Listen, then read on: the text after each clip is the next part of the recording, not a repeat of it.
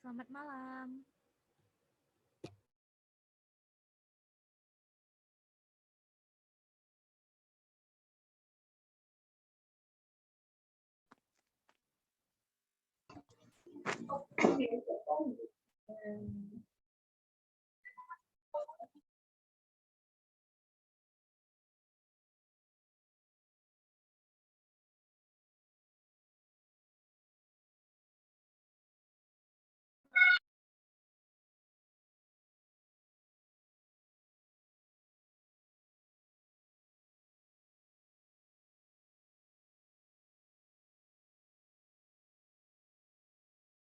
Semua ya. Nah, kabarnya gimana nih? Semoga teman-teman sehat selalu ya. Tetap kalau keluar rumah harus pakai masker. Nanti kalau sudah kembali pasti harus cuci tangan terlebih dahulu. Nah, rasanya senang sekali bisa berkumpul bersama dengan teman-teman. Perkenalkan, sebelumnya nama saya Desi Nur Afifah. Saya yang akan memandu acara pada hari ini. Nah, pertama-tama saya ucapkan selamat malam dan selamat bergabung kepada yang terhormat Kak Kurnia Indah Permatasari, MSOS, selaku founder komunitas muda inspiratif, yang terhormat Kak Arif Arianto, selaku narasumber kita untuk acara hari ini, serta yang terhormat teman-teman peserta seminar pada hari ini yang berbahagia. Alhamdulillah, puji syukur kita panjatkan karena berkat rahmatnya kita masih bisa berkumpul bersama untuk menimba ilmu dari narasumber yang luar biasa ini. Meski harus dilaksanakan secara online, semoga kita tetap sehat selalu ya.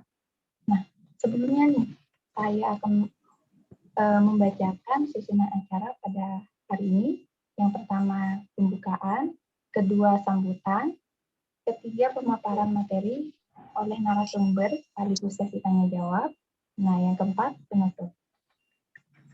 Nah, teman-teman bisa diharapkan untuk menggunakan nama lengkap, lalu bisa juga untuk on cam ya. Lalu teman-teman dapat men-screenshot acara pada hari ini karena untuk berjaga-jaga jika nantinya ada kendala dalam pengisian link feedback. Nah, untuk link feedback-nya nanti akan dikasih di akhir acara. Sebelumnya terima kasih kepada media partner acara malam hari ini, yaitu Environment Hero, webinar info.id, dan info webinar. Serta terima kasih kepada Ines yang telah mensupport acara pada hari ini. Nah, memasuki acara yang kedua, yaitu sambutan yang akan diberikan oleh Kak Kurnia Indah Permatasari, selaku founder komunitas muda inspiratif.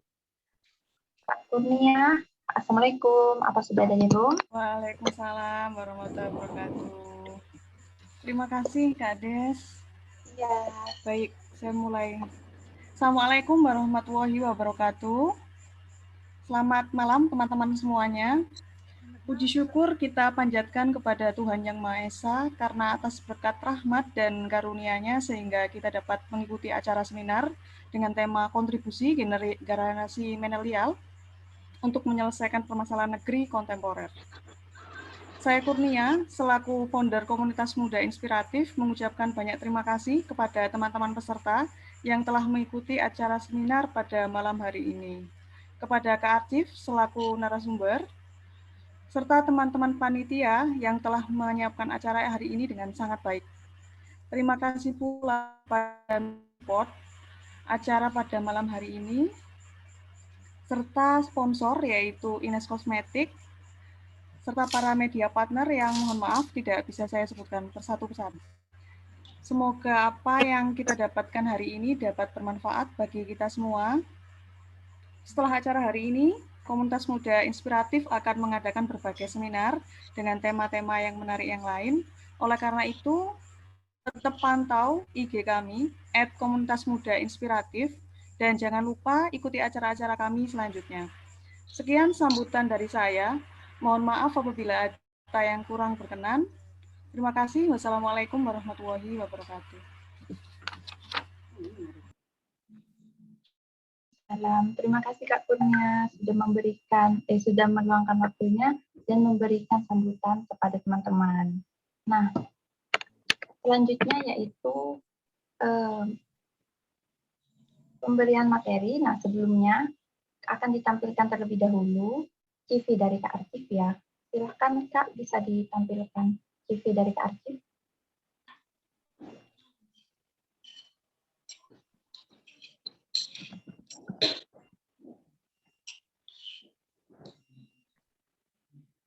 Nah, sedikit akan saya membacakan CV dari Kak Artif ya.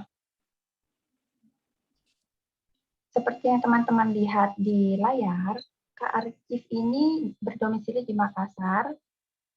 Lalu sekarang pendidikannya yaitu kuliah di STMIK Akba Makassar.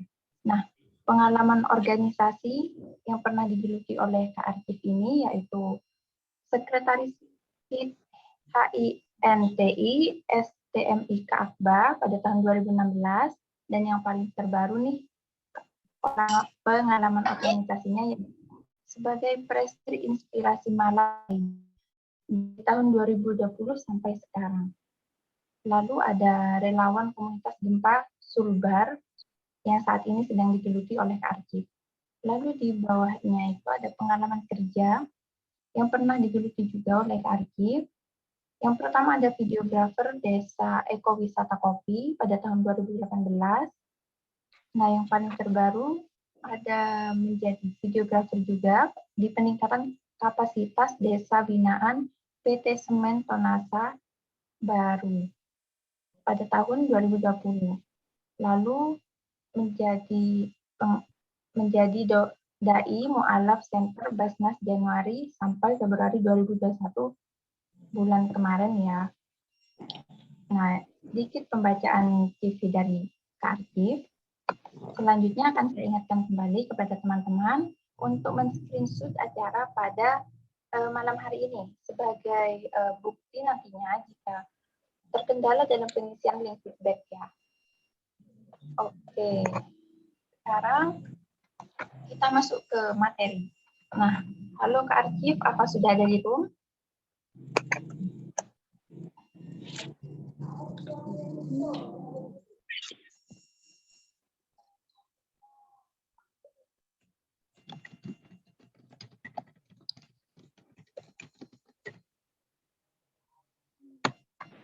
Halo Kak Artif.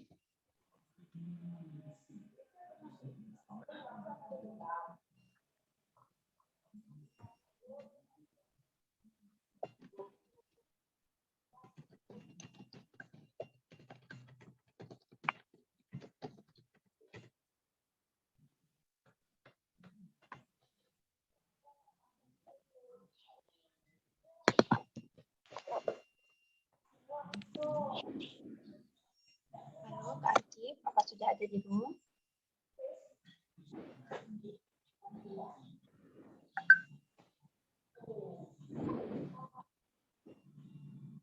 Oke, sebentar ya teman-teman. Sepertinya terkendala sinyal mungkin Kak Artifnya ya. Tunggu sebentar ya teman-teman. Oh iya, ada yang bertanya untuk link absensi. Nanti link absensinya akan diberikan di akhir acara ya Kak ya.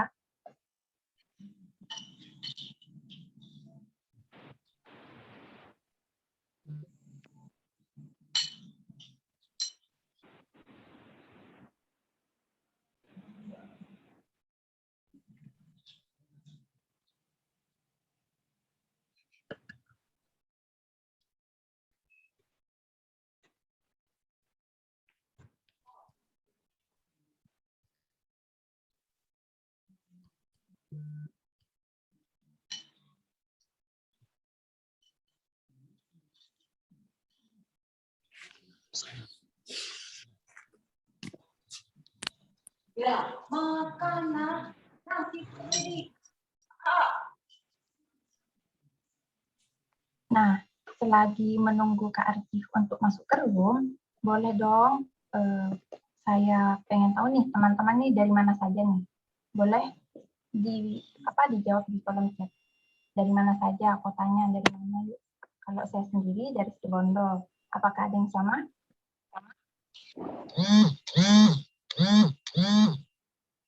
Wah, dan dari Palembang nih. Banyuwangi, wah deket ya sama Cirebon nih. Cirebon, Bogor, Bandung, Malang, wah. Sumatera Utara, wah jauh juga. Bandung, Tangerang. Teman-teman sudah siap nggak nih buat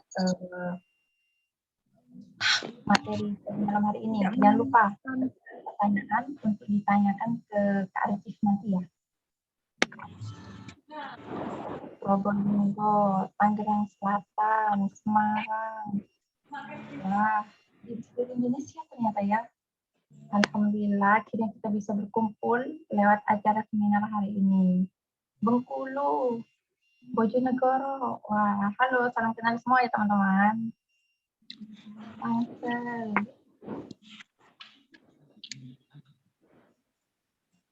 Nah, kita tunggu sebentar lagi ya. Surabaya. Kalau boleh tahu, teman-teman ini apa masih kuliah, sudah kerja, atau masih ada yang sekolah nih? Boleh yuk dijawab yuk.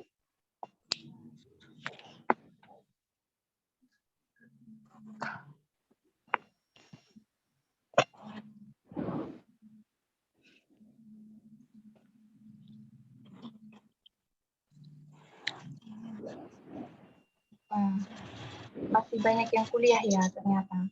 Kuliah sambil kerja, wah hebat banget nih. Bisa membagi waktu antara kuliah online, apalagi saat ini dengan kerja ya. Kuliah mahasiswa, wah banyak yang masih kuliah juga ternyata ya.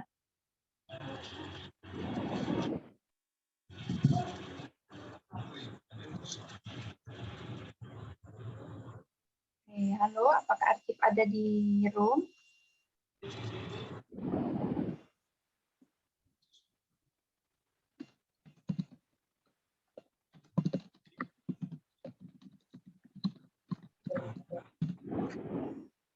Sebentar ya teman-teman, mohon maaf atas kendala ini. Nah, boleh yuk kita saling sharing nih. Gimana nih perasaan teman-teman selama sekarang kan masih daring ya? Apa sekarang ada yang sudah kuliah tatap muka nih? Boleh yuk saling sharing. Sekali lagi menunggu Kak Artif masuk ke dalam room. Gimana perasaannya saat kuliah daring saat ini? Wah, ada yang dari Lombok, NTB nih. Wah, jauh banget ya. Halo, salam kenal.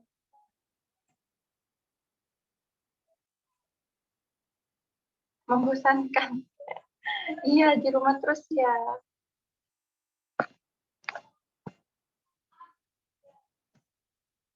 Asik offline.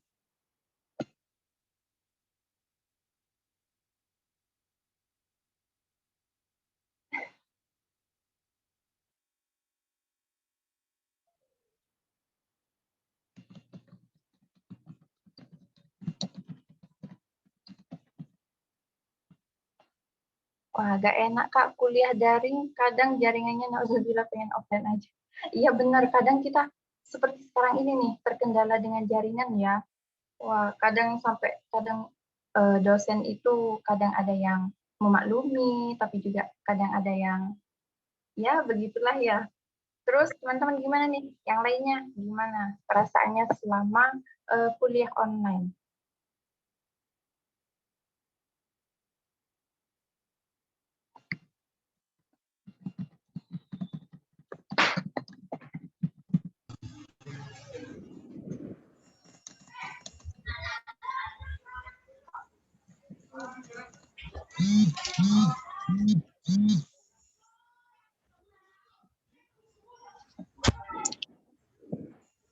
Masih daring Kak, bulan sih masih asik aja, udah lebih tinggi. Masih banyak kendala. Iya, kendala ya, kendala terutama biasanya di jaringan juga ya. Iya, banyak. Berarti teman-teman ini lebih banyak kendala ke jaringan juga ya ternyata. Apalagi biasanya kalau itu musim hujan. Nah, kadang sampai ada petir-petirnya itu. Terus gimana nih tentang apakah ada kemajuan buat kuliah ke depannya nih, semester depan nih, apakah di kampus teman-teman nih sudah mau mulai offline atau tetap melakukan daring? Boleh yuk kita saling sharing dulu selagi menunggu Kak Arif.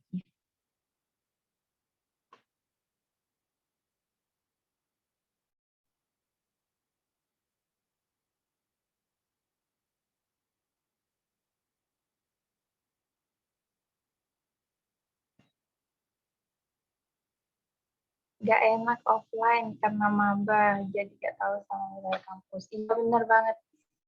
Yang maba-maba nih, pasti nanti kalau misalkan offline lagi, pasti bingung nih. Ini kemana, cutting juga yang mana, dosen juga yang mana, jadi masih bingung gitu ya. Rencana offline, tapi syarat vaksin dulu, Kak. Oh iya, harus vaksin dulu ya. Teman-teman di sini apa sudah ada yang vaksin nih? Kalau saya pribadi masih belum. Nggak tahu deh kapan vaksinnya. Tapi sekarang kalau nggak salah masih yang bekerja kayak PNS, terus pegawai bank, seperti itu. Ada wacana offline.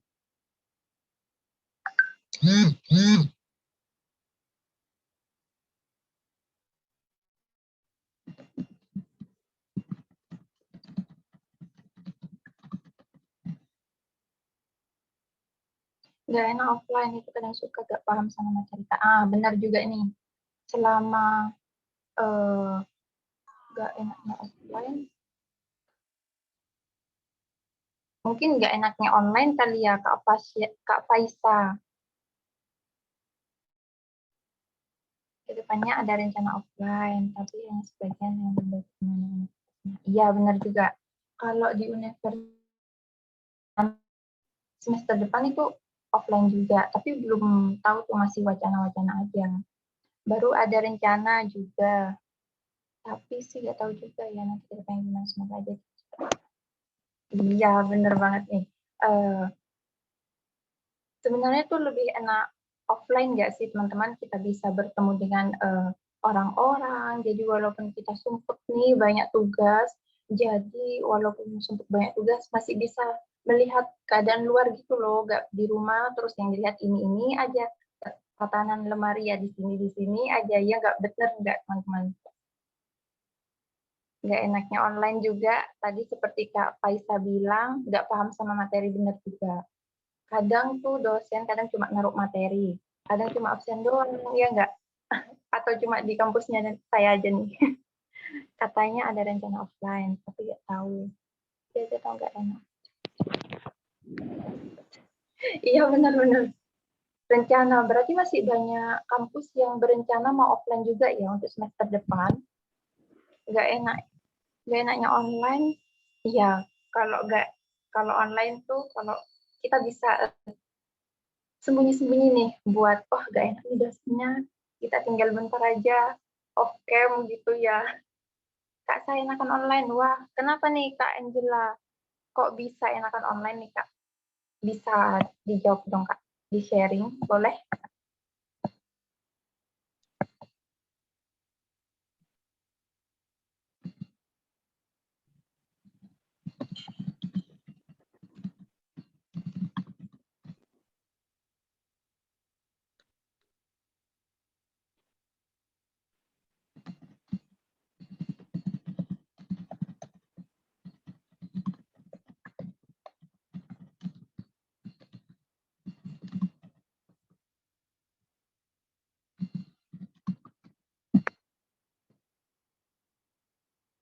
Online, aku gak punya teman, banyak yang gak kenal kelas. Iya benar banget.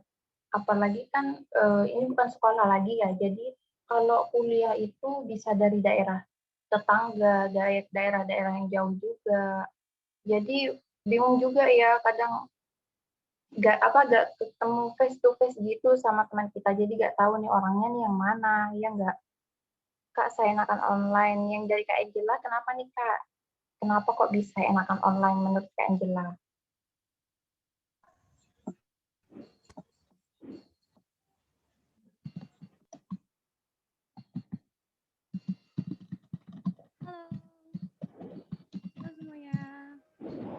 kan kalau ujian nih, Kak, yang butuh daftar isi banyak. Bisa di rumah nyari jurnal baru lulus. Oh iya, bener juga nih Kak Angela, bisa. Bener juga sih. Tapi menurut kalian itu kalau kuliah daring ini lebih banyak positifnya, maksudnya lebih banyak enaknya atau lebih banyak gak enaknya nih? Coba bisa sering sharing. Oke, ada yang mau berbicara? Silakan Kak. Halo, sebelumnya saya mau memperkenalkan diri terlebih dahulu. Nah, saya Eka Dini sebagai operator. Saya mau nanya dong, selain kesibukan kuliah online, apalagi nih kesibukan kalian semua? Misalnya kursus online, atau gimana gitu? Nah, bisa tuh. Ayo dong dijawab. Dijawab yuk. Pertanyaan dari Kak Eka tadi.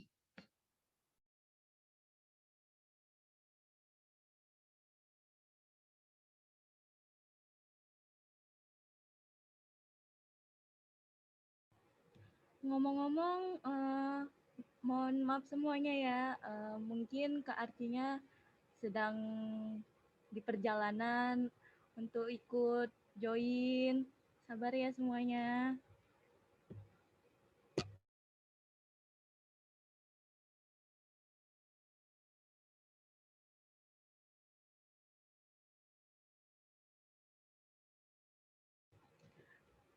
Kesibukannya nonton drakor, baca Wattpad, scroll TikTok. Kaum rebahan ya. Mungkin lebih baik kalau misalnya nyari-nyari kursus gratis gitu. Di sini saya nggak mempromosikan sebelumnya, cuman alangkah baiknya kita kan masih semester muda nih kan, mau nyari-nyari pengalaman di Google banyak kok ngasih kursus gratis resmi lagi dari Google-nya. Terus apa yang kita dapatkan? Kita dapat ilmu, dapat sertifikat. Nah, sertifikatnya ini kita bisa gunakan di CV kita sebagai menunjukkan keahlian kita. Gitu. Bagus tuh kalau ikut volunteer komunitas muda inspiratif. Oh iya betul, ikut volunteer sini.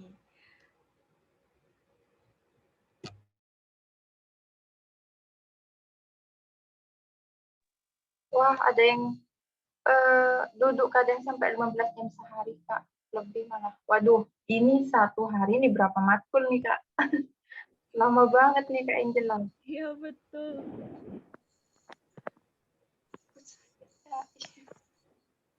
Nah, kalau daripada kita cuma scroll TikTok aja, mungkin lebih bagus kalau kita ikut bagian dari konten kreator. Nah, jadi kita buat konten nih, terus kita promosikan deh konten kita. Nah, zaman sekarang ini juga, for your information, zaman sekarang ini juga banyak dicari konten kreator. Nah, ini cuman ide dari saya aja sih, tapi semoga kalian bisa menerimanya. Ya kan, betul kan Kak? Iya, betul banget nih. Bisa dicoba idenya dari kita. Nah, kalau ke kalian kan suka nonton drama Korea nih, pasti saya yakin kalian ada sedikit bisa bahasa Koreanya. Kenapa nggak digali terus latihan bahasa Korea ini? Juga di zaman sekarang ini bahasa asing itu sangat penting loh. Walaupun masih tahap dasar, bisa tuh kita tambahkan di CV kita, atau kita cari-cari di sosial media untuk teman ngobrol bukan untuk teman TTM. Oke. Bisa aja nih, Kak Eka.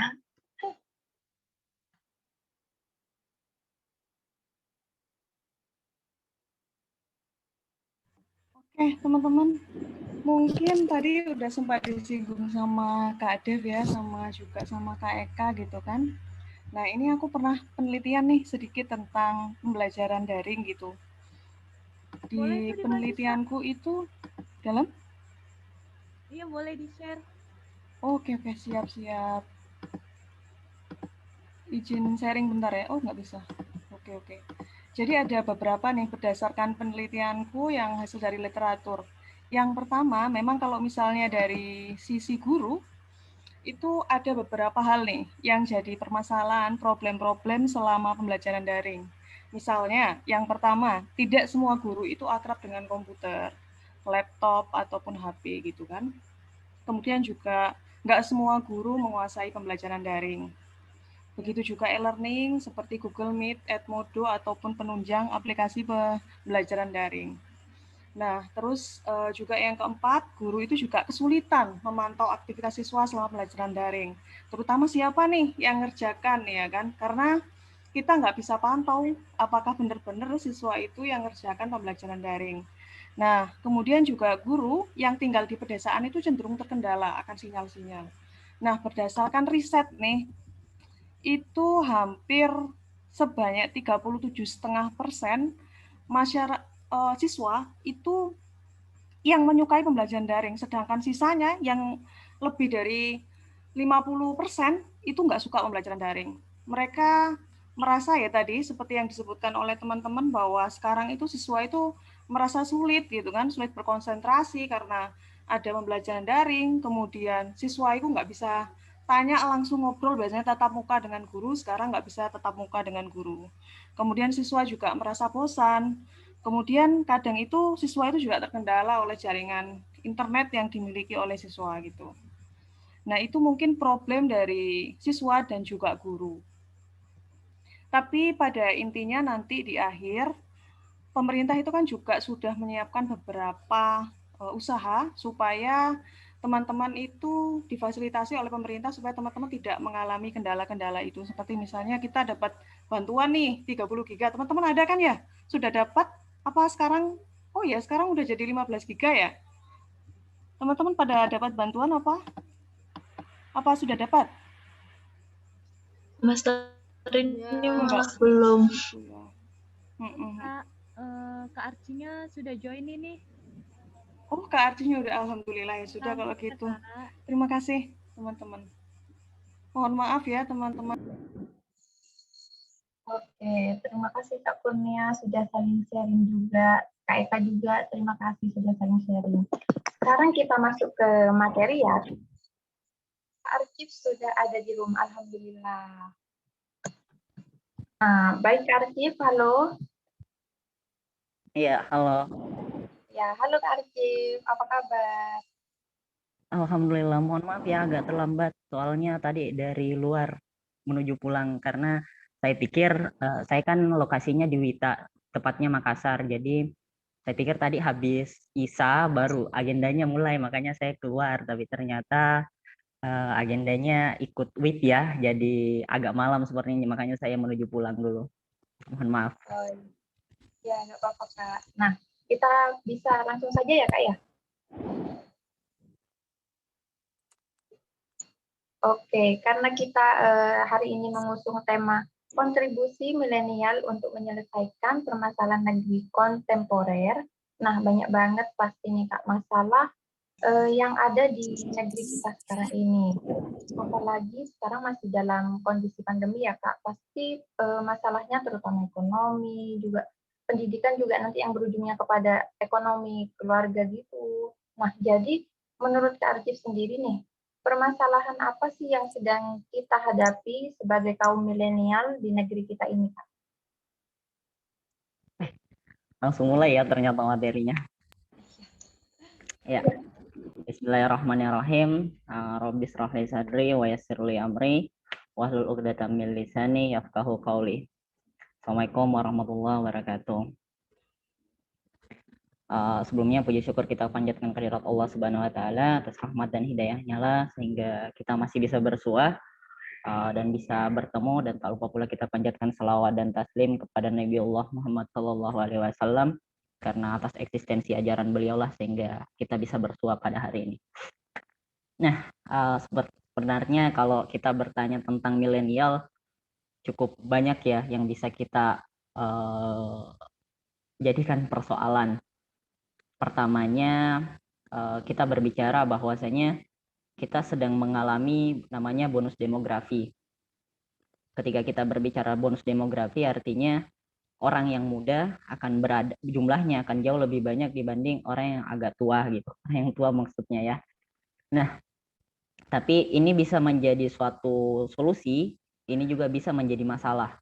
Masalahnya di mana ketika milenial ini adalah orang-orang yang tidak terdidik, orang-orang yang tidak mampu beradaptasi dengan zaman, maka orang-orang milenial ini akan menambah beban, menjadi beban, entah karena dia pengangguran dan lain sebagainya. Tapi ketika milenial ini orang-orang terdidik, pastinya itu akan menjadi problem solving. Karena setiap perubahan saya percaya selalu dimulai dari seorang pemuda, bukan dari orang tua. Orang tua hanya memberikan nasihat, pemuda lah yang menjadi eksekutor. Nah, kalau berbicara tentang problem ya, problem milenial, saya kan jujur saja saya baru selesai juga perkuliahannya beberapa akhir tahun kemarin, Desember kemarin. Lihat nih sebagai mahasiswa alumni gitu, alumni sepertinya kita tidak paham, banyak dari kami. Sebelumnya saya mau tahu dulu, ini pesertanya mahasiswa, siswa atau dari kalangan mana? Mohon maaf. Mahasiswi. Oke, mahasiswi ya. Kebanyakan mahasiswa lah intinya. Oke, saya menganggap bahwasanya pada saat kita pasca kampus banyak dari kita yang mahasiswa itu tidak paham kita harus ngapain, kita harus bagaimana. Padahal jelas ketika kita berbicara Tridharma perguruan tinggi ada 3 poin di sana. Kita berbicara tentang pendidikan, lalu setelah kita berbicara pendidikan kita berbicara tentang penelitian, kita berbicara pengabdian masyarakat.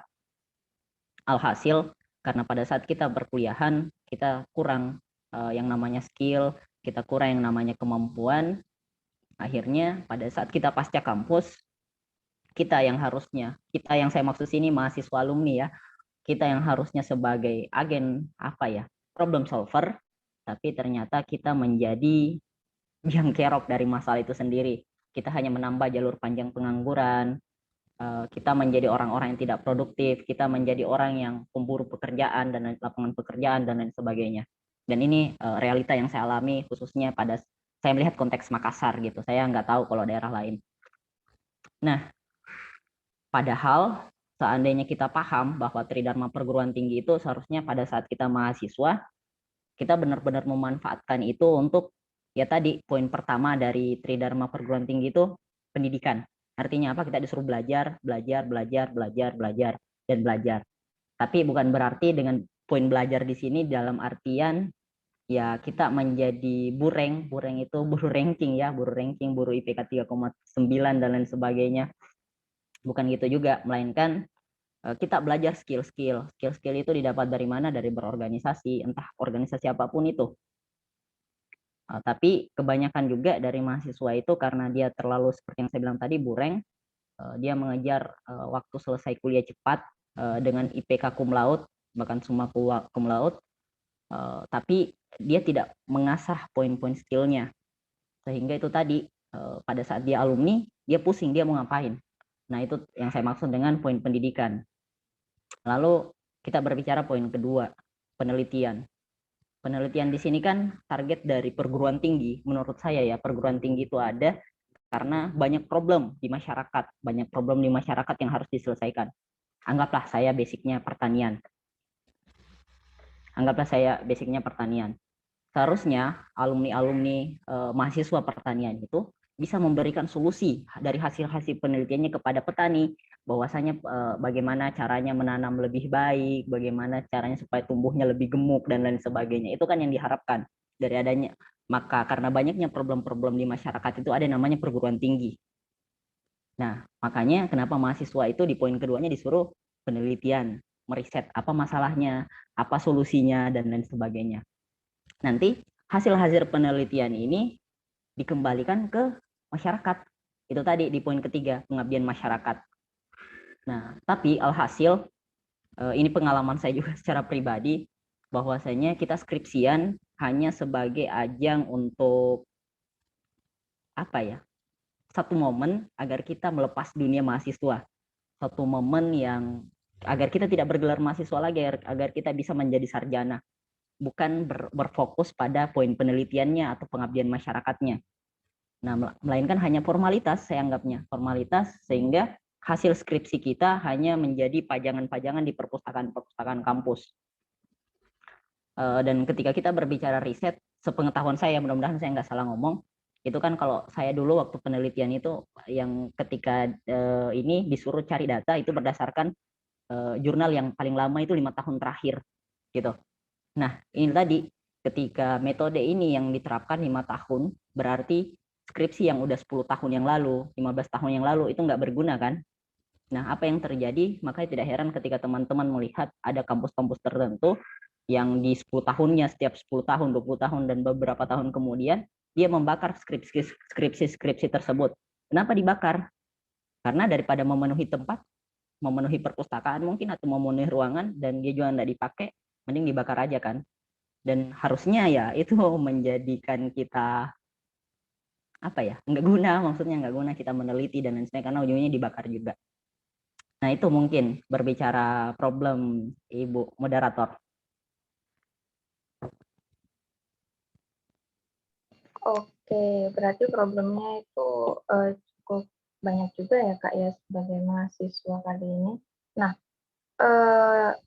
yang dilakukan oleh kaum milenial saat ini itu kan saat ini masih pembelajaran daring nih Kak. Kadang tuh kan banyak terkendala sinyal, kuota internet, terus biaya untuk beli paket internet juga, yang nanti ujung-ujungnya juga kepada masalah ekonomi di keluarga kita. Nah, efektif nggak Kak itu pembelajaran daring itu efektif nggak? Nah, ini menarik sebenarnya berbicara efektifkah pembelajaran daring itu atau enggak. Mungkin saya basicnya bukan guru, saya juga bukan basicnya atau tenaga pengajar, tapi saya sedang membangun gerakan itu berfokus kepada pendidikan, dan asal mula dari gerakan ini ada dari apa yang saya bilang di awal tadi, karena harusnya milenial itu produktif, alumni mahasiswa itu produktif, tapi dia hanya menjadi beban. Di gerakan-gerakan yang saya bangun ini saya berbicara tentang pendidikan 5.0. Kalau sekarang teman-teman mendengar industri 4.0, itu berbicara tentang teknologi, berbicara tentang artificial intelligence, berbicara tentang bagaimana teknologi-teknologi canggih, bagaimana, dan ada efek ditimbulkan dari 4.0 ini, kekhawatiran bahwasanya suatu saat teknologi akan menggantikan manusia. Mungkin di suatu perusahaan karena teknologi lebih murah dibayarkan dibanding gaji karyawan, akhirnya banyak karyawan-karyawan yang bisa saja dipecat, PHK atau dan lain sebagainya. Nah, itu kan menjadi kekhawatiran 4.0, sehingga saya lupa di tahun berapa Jepang itu mengatakan bahwa kami siap dengan poin Society 5.0. Nah, ini unik teman-teman ketika kita berbicara Society 5.0. Di mana di Society 5.0 ini dia tidak berbicara lagi tentang bagaimana kecanggihan teknologi, karena kita tahu sendiri kan bagaimana Jepang itu dengan robot-robotnya dan lain sebagainya, tapi dia lebih berbicara tentang society. Society itu artinya masyarakat ya, orangnya, berbicara manusia, dia tidak berbicara teknologi. Nah, artinya dia menganggap bahwa di Society 5.0 ini dia berbicara manusia yang unggul, manusia SDM yang unggul. Nah, ini yang menarik yang saya garis luruskan kepada gerakan yang saya bangun. Karena saya berpikir bahwasanya meskipun ini berkaitan nanti dengan pembelajaran daring ya, meskipun seandainya teknologi menyebar di 34 provinsi dengan merata, tapi ketika manusianya tidak siap dengan perkembangan teknologi, maka yang terjadi hanya kerusakan. Kalau teman-teman perbandingkan, coba teman-teman jalan di desa-desa, yang nggak terlalu pedalaman juga lah, yang mungkin masih bisa akses internet dan lain sebagainya. Mereka yang punya IG, mereka yang punya Facebook dan lain sebagainya, apa yang mereka lakukan? Poin literasi mereka minim, Sementara mereka mengikuti gaya-gaya yang mereka lihat di dunia maya. Entahkah lifestyle, entahkah ya yang begitu-begitulah yang diikuti. Alhasil, apa yang terjadi dengan mereka? Mereka memanfaatkan teknologi untuk hal-hal yang kurang bijak bagi saya. Tidak berdasarkan poin pendidikan, dia hanya untuk ya menghabiskan waktunya mungkin untuk scroll medsos dan lain sebagainya. Kenapa dia melakukan itu? Karena dia tidak paham tentang apa sih gunanya penyebaran teknologi. Nah, itu efek terjadi kalaupun kita berbicara sekarang bagaimana pembelajaran daring sementara tidak semua wilayah Indonesia ada jaringannya mungkin, atau bahkan tidak semua orang punya Android mungkin. Pertanyaannya, ketika pun semua orang punya Android, ketika akses jaringan di seluruh Indonesia baik dan SDM-nya tidak baik, itu akan menjadi masalah justru. Tapi apa yang dimaksud dengan Jepang ini dengan civil society 5.0, dia menganggap bahwa ketika manusia sudah siap, maka secanggih apapun teknologi, manusia akan bisa mengendalikan teknologi dengan bijak. Tapi ketika SDM manusianya tidak baik, maka secanggih apapun teknologi, manusianya tidak akan berkembang. Karena ketika kita melihat data, saya lupa riset dari apa sih lembaga pendidikan yang PBB itu, bahwasanya literasi itu Indonesia berada di peringkat 2, paling bawah itu nomor 61 atau 60 kalau nggak salah, saya lupa poin literasinya. Dan literasi di sini teman-teman, kita tidak berbicara tentang poin membaca, kita berbicara tentang menulis, kita berbicara tentang berdiskusi, kita berbicara tentang pola pikir, itu poin-poin literasi ya. Nah, tidak hanya berbicara tentang membaca. Jadi kalau saya ditanya, itu tadi pengantarnya. Bagaimana manusia, siapkah manusia dengan teknologi dan lain sebagainya. Makanya kenapa gerakan saya itu berfokus kepada poin pendidikan dan pengembangan kapasitas sumber daya manusia. Karena yang saya giring adalah SDM yang siap untuk menuju pendidikan 5.0.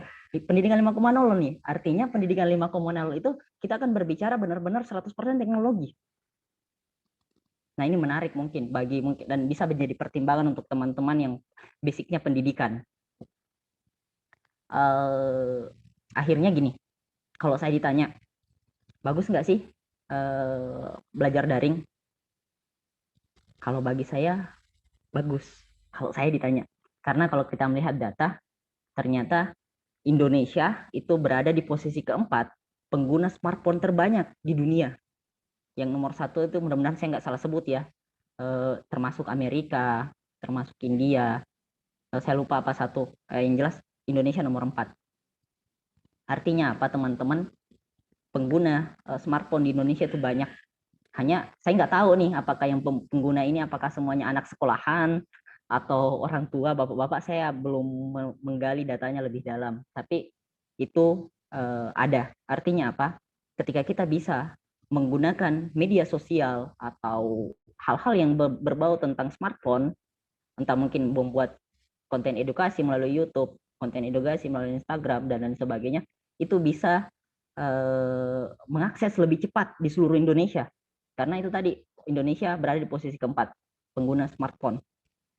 Nah, apa masalahnya dengan realita yang sekarang? Misal masalah kuota, misal masalah pembelajaran yang tidak efektif. Karena misal nih, kalau kita di daerah pedalaman, ya kita harus cari tempat yang tinggi untuk cari jaringan. Bahkan ada pernah, saya lupa di tahun berapa itu, masa-masa COVID juga, sampai dia panjat pohon dan dia jatuh dan dia meninggal untuk mencari jaringan. Itu nyata gitu. Nah, kalau saya ditanya sebagai orang yang menggagas orang yang bergerak di organisasi pendidikan 5.0, kita mau tidak mau kita harus ke sana. Setiap perubahan akan ada 3 efek yang ditimbulkan perubahan zaman apapun itu. Yang pertama, ada yang namanya victim. Victim itu korban. Yang kedua, ada yang namanya followers. Followers itu orang yang mengikut. Yang ketiga, ada namanya leader. Apapun perubahan zamannya. Contoh, misal dengan masuknya ojek online, entah itu Grab, Gojek atau sejenisnya lah. Ada korban yang ditimbulkan. Siapa korbannya? Ojek offline. Orang-orang yang tidak paham tentang gadget, orang-orang yang gitulah, orang-orang tua mungkin dan lain sebagainya yang tidak bisa mengikuti perkembangan zaman. Mereka korban. Kenapa korban? Karena yang lain itu udah tinggal tunggu di rumah dapat orderan, yang sementara bapak-bapak ini ya kasihan, mereka harus nongkrong di mana untuk tunggu penumpang dan lain sebagainya. Itu victimnya. Siapa followersnya? Ya kita mungkin yang menjadi drivernya atau kita yang menjadi maaf suara saya bergema, mungkin kalau ada yang di mute tolong di mute dulu. Jadi ada korban yang ditimbulkan, ada followersnya itu yang saya maksud adalah kita driver atau kita sebagai pengguna ojol itu, entahkah kita yang klien ya maksudnya. Lalu ada leadernya, siapa leadernya? Orang yang punya Grab itu misalnya atau punya Gojek itu. Kalau kita berbicara Gojek ya kita berbicara Nadiem Makarim ya, dia yang mengendalikan pasar dan lain sebagainya. Dan mau tidak mau, apapun perubahan zaman selalu ada itu yang terjadi. Pertanyaannya kemudian kita mau jadi apa, asalkan kita tidak jadi korban. Paling minimal kita menjadi followers, tapi alhamdulillah ketika kita bisa menjadi leadernya. Itulah kenapa saya doktrin-doktrinnya kepada anak-anak milenial, kita harus menjadi leadernya. Kita harus menjadi orang yang menemukan sesuatu. Bagaimana caranya kita menemukan sesuatu ya? Kita banyak-banyak baca, banyak-banyak diskusi lah, banyak-banyak memperluas jejaring. Kalau bahkan teman-teman, kalau berbicara buku itu sebenarnya, ini persepsi saya, buku itu tidak lagi menjadi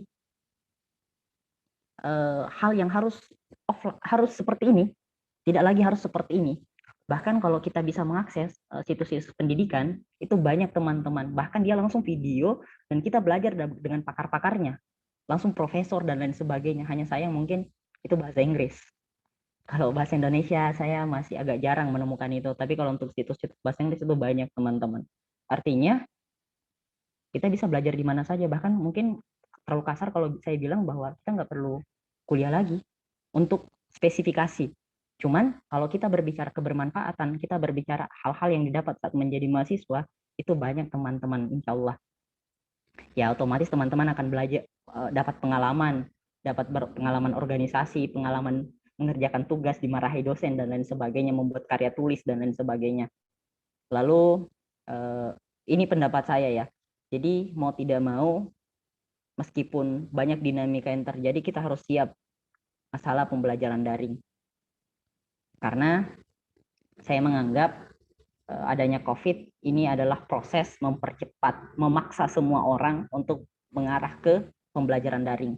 Akhirnya sudah mulai banyak bermunculan sekarang kampus-kampus online, kampus-kampus yang bangunannya entah di mana, tapi mahasiswanya ada di mana-mana. Nah, itu mungkin. Jadi kalau berbicara efektif, saya menganggap bahwasanya ini akan efektif ketika SDM kita siap. Tapi ketika SDM kita tidak siap mengarah ke sana, maka bagaimanapun tersebarnya jaringan di seluruh pelosok Indonesia, itu akan tetap menjadi problem. Begitu menurut saya. Kembalikan ke moderator. Berarti tergantung dari SDM yang ada di SDM di Indonesia ini ya Kak. Nah, lalu selanjutnya itu kontribusi seperti apa yang harus dilakukan oleh anak milenial pada kondisi pandemi ini? Kontribusi ya. Berbicara kontribusi, ya minta tolong di mute lagi kalau ada yang ini, karena kalau ada yang ini suara saya agak bergema. Ketika ditanya kontribusi, saya mau bilang gini. Kenapa saya berkata bahwa pendidikan 5.0 membangun gerakan yang mengarah ke sana? Saya pikirannya gini. Pendidikan yang baik itu akan melahirkan sumber daya manusia yang unggul. Sumber daya manusia unggul di sini tidak hanya dinilai dari ipteknya, melainkan juga impaknya. Karena kalau saya secara pribadi menganggap bahwa banyak orang cerdas di Indonesia, banyak orang pintar, orang bertitel, mohon maaf ya yang bertitel, banyak bertitel tinggi dan lain sebagainya, tapi pada saat dia berada di posisi-posisi tertentu, dia menjadi orang aneh, dia menjadi orang yang ikut arus dan lain sebagainya. Mungkin teman-teman bisa lihat orang-orang yang menduduki posisi-posisi strategis lah, apapun itu. Terkadang dia ikut arus, padahal dia pintar loh. Dia kalau mau dilihat dari gelarnya luar biasa. Tapi yang saya maksud SDM unggul sini adalah poin impaknya ada. Poin impak di sini adalah yang ketakwaan, berbicara tentang bagaimana manusianya, berbicara tentang individunya kayak gitu. Nah, ketika SDM unggul ini ada, maka SDM unggul ini akan berbicara pengelolaan sumber daya alam. SDM ini akan mampu mengelola SDA yang ada. SDA yang ada di sini banyak. Indonesia, siapa sih yang nggak bilang Indonesia kaya? Oh, bahkan Indonesia menjadi perebutan semua negara karena Indonesia kaya banget. Tapi apakah SDA-nya terkelola dengan baik? Nah, kalau ditanya seperti itu, terkelola, tapi itu hanya berdasarkan kepentingan investor. Investornya asing pula, bukan orang lokal. Orang lokal itu kalaupun ada ya paling bagian kecil-kecilnya lah dari suatu proyek yang besar itu. Entahkah dia bagian, kan kalau biasa kalau teman-teman ketika ada suatu proyek yang besar, anggaplah pembangunan jembatan misalnya. Ya ada mungkin satu lembaga, ada mungkin satu orang yang cuman bagian pembeli semennya, ada apa sih istilahnya, tender-tender lain yang bagian dari batu-batu, dia yang kumpul proyek pendatang batunya dan lain sebagainya. Akhirnya ya gitu, artinya proyek jalanan itu banyak orang di dalamnya, itu yang saya maksud. Jadi paling yang orang lokal itu ya hanya bagian itu saja, yang bagian kecil-kecilnya saja. Tapi SDM manusia yang unggul di sini itu akan mampu mengelola SDA yang ada. SDA ini saya menganggapnya desa. Potensi desa itu luar biasa. Kita sering berkata bahwa desa tertinggal, tapi bagi saya tidak ada desa yang tertinggal. Kita yang meninggalkan desa. Ya kan? Kita yang meninggalkan desa, pergi ke kota menuntut ilmu, pergi ke kota mencari pekerjaan. Iya enggak? Betul toh? Kita yang jadi desa tertinggal, bukan kita yang meninggalkan desa. Padahal potensi desa itu luar biasa. Andaikan sumber daya manusia ini mampu mengelola potensi desa, maka tidak ada lagi orang-orang desa yang mau ke kota untuk cari pekerjaan. Tidak ada lagi orang-orang yang mau kemana-mana merantau jauh untuk cari pekerjaan. Karena di desanya dia sudah sejahtera di desanya. Tapi kenapa orang melakukan itu? Karena dia nggak sejahtera di desanya. Entahkah karena dia keterbatasan kemampuan untuk mengelola sumber daya alam yang ada, atau apapun alasannya, ya intinya itu menyebabkan. Nah, padahal ketika yang di desa ini terkelola dengan baik, yakin dan percaya, kemacetan di kota, kepadatan penduduk di kota itu akan berkurang. Iya kan? Karena nggak ada lagi orang yang mau ke sana. Orang berpikir ya mending saya di desa saya. Saya lebih dekat dengan rumah, dekat dengan keluarga, saya bisa mengelola potensi yang ada. Akhirnya apa? Efek yang ditimbulkan dari ke kota itu, kemacetannya berkurang, polusi udaranya berkurang, kepadatan penduduknya berkurang, dan pusat perputaran ekonomi itu tidak lagi di kota saja, melainkan di semua daerah-daerah itu akan bertumbuh ekonominya. Itu tadi akhirnya pendidikan menghasilkan sumber daya manusia unggul, sumber daya manusia unggul menghasilkan pengelolaan sumber daya alam yang baik, pengelolaan sumber daya alam yang baik menghasilkan perputaran ekonomi. Ketika perputaran ekonomi, saya percaya bahwa Indonesia nggak perlu ngutang lagi. Ketika semuanya termanfaatkan dengan baik. Tapi ya begitulah, itulah realita. Karena kenapa kita melihat keadaan seperti ini ya karena kita melihat pendidikan kita bagaimana, poin literasi kita bagaimana.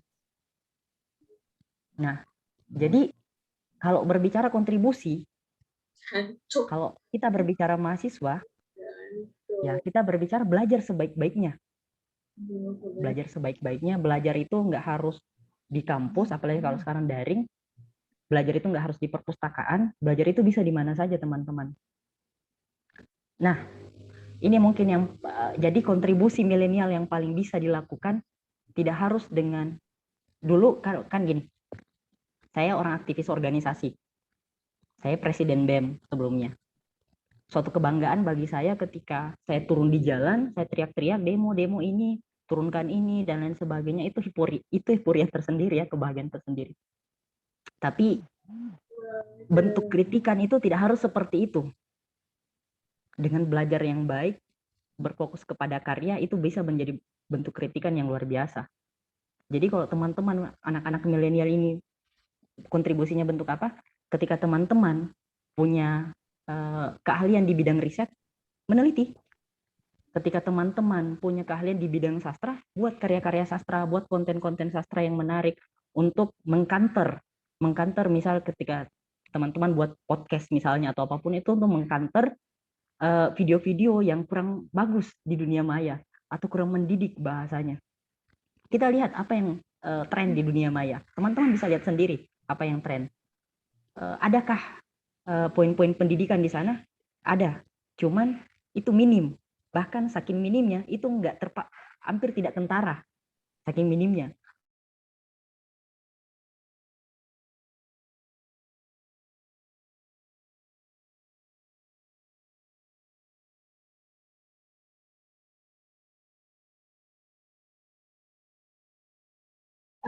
Maaf Kak Arci.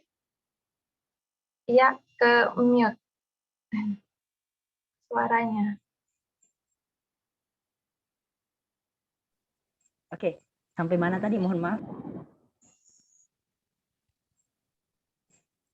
Baru Tadi ya termute. baca kok, baru aja. Nah, intinya ketika kita berbicara tentang itu tadi,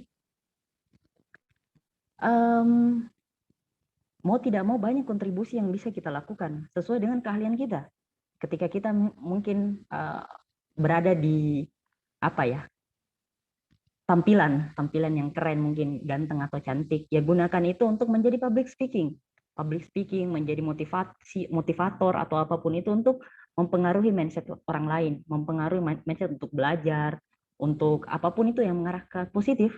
Ketika teman-teman mungkin basicnya suara bagus, ya buat lagu-lagu yang menarik gitu. Artinya berbicara kontribusi itu apapun sesuai dengan passionnya teman-teman. Tidak harus dipaksakan bahwa semua orang harus menjadi dosen, semua orang harus menjadi guru, semua orang harus menjadi yang gitu-gitu aja, semua pengajar. Enggak. Saya mungkin berbicara sedikit tentang poin ibadah. Ketika saya ditanya, mohon maaf ya mungkin karena saya seorang muslim, apakah ibadah itu hanya berarti sholat saja? Saya menganggap tidak.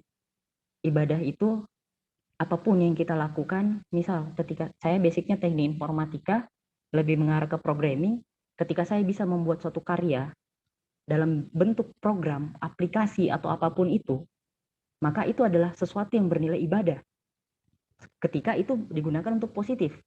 Ketika mungkin teman-teman basicnya jago gambar, digunakan itu gambar untuk keahlian-keahlian teman untuk mengarah kepada hal-hal yang positif.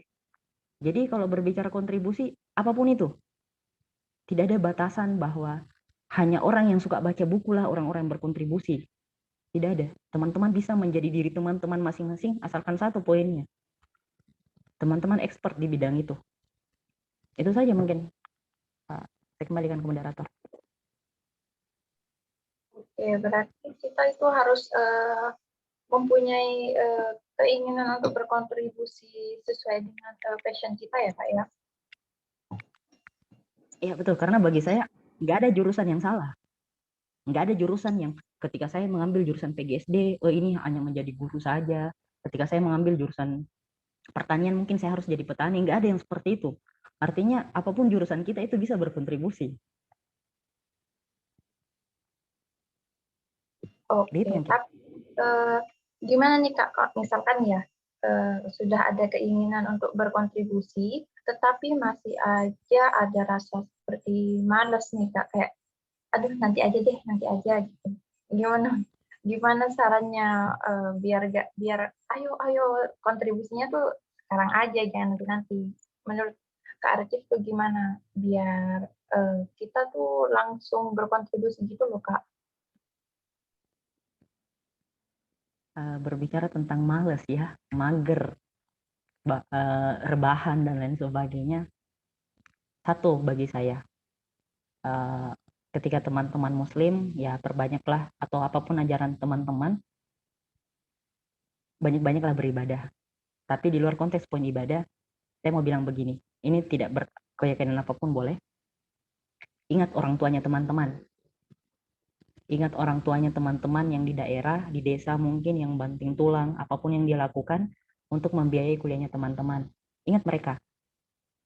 Ingat mereka bagaimana ketika pergi di pagi hari, pulang di sore hari, bahkan mungkin malam, hanya untuk menafkahi teman-teman, memberikan kiriman teman-teman uang per bulan.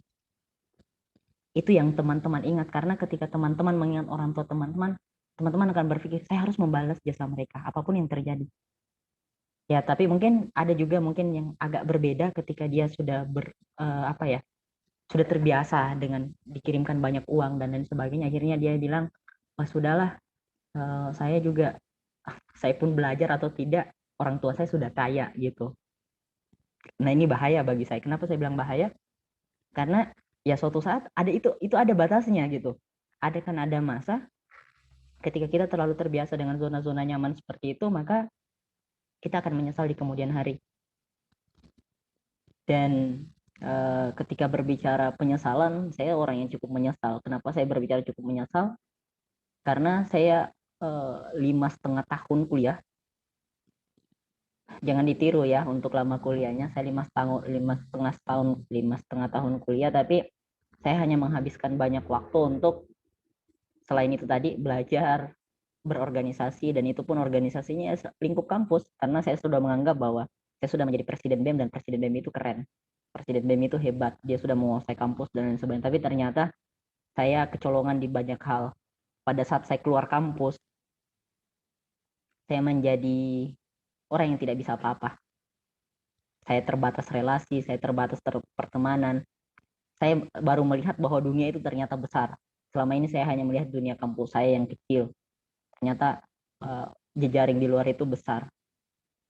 Jadi sebaiknya ketika teman-teman masih semester 2, semester 3, saya berharap teman-teman dari sekarang pikirkan teman-teman mau buat penelitian apa dan apa dampaknya nanti untuk masyarakat, bukan hanya untuk formalitas menyelesaikan itu, menyelesaikan sarjananya teman-teman atau diplomanya mungkin atau apa sebagainya.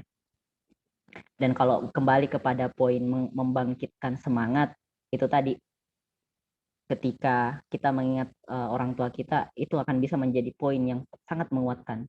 Lalu yang kedua, kita harus punya target yang jelas. Jangan sampai teman-teman ngambil jurusan guru misalnya nggak punya target. Saya mau jadi apa ya ke depannya? Atau mungkin ambil jurusan tertentu tidak punya target. Ke depannya saya mau ngapain? Alhasil ya kita santai-santai aja. Padahal ketika kita gini, segala sesuatu itu dimulai dari akhir. Unik nggak? Artinya kita memulai sesuatu itu berdasarkan punya misi nggak sih? Apa visi kita? Ketika kita sudah punya visi, target yang besar, maka kita baru kita memulai langkah demi langkahnya menuju ke visi tersebut. Makanya saya bilang mulai dari akhir. Yang dimulai dari nol itu cuma Pertamina ya, dimulai dari nol ya Pak, Mbak. Nah itu Pertamina.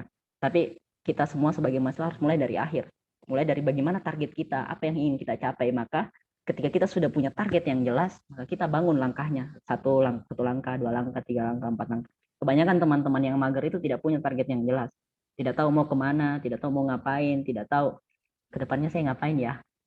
Nah, jadi ketika masih ada teman-teman yang sekarang mumpung semesternya masih muda, sekarang belum tahu mau ngapain, coba perbuka akses pengetahuan, pengetahuan, pertemanan dan lain sebagainya.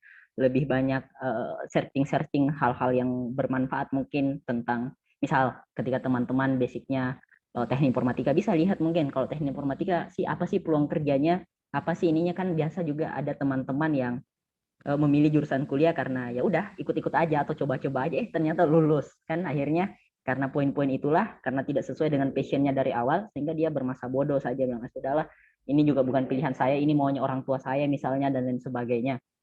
Tapi ya teman-teman kan nggak mungkin menyesal setelah sudah mengambil semester 3, sudah semester 5, semester 7, kan terlambat kalau teman-teman mau menyesal. Tinggal teman-teman lakukan adalah ketika saya di jurusan ini, apa yang bisa saya lakukan ke depan. Mulai dari sekarang, buat tempelan-tempelan di dinding kamarnya, saya mau ke sini untuk ke tujuan ini, saya lewati tangga A, B, C, D, E, F, G. Dengan begitu, teman-teman setiap bangun tidur bisa melihat, oh itu mimpi saya. Kalau ditempel di kamar ya, oh setiap bangun tidur, oh itu mimpi saya harus ke sana. Jadi dengan begitu itu akan menjadi motivasi untuk teman-teman tersendiri. Saya harus rajin kuliah, saya harus fokus belajar ini, fokus belajar itu, dan lain sebagainya untuk menuju ke visi besar itu. Saya pikir begitu. Oke, terima kasih banyak nih Kak, sudah menjawab beberapa pertanyaan dari saya.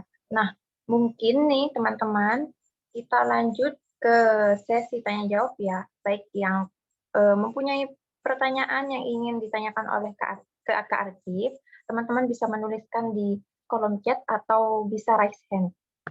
Yuk teman-teman yang ingin bertanya bisa banget. Nanti langsung dijawab kok sama Kak Arifnya.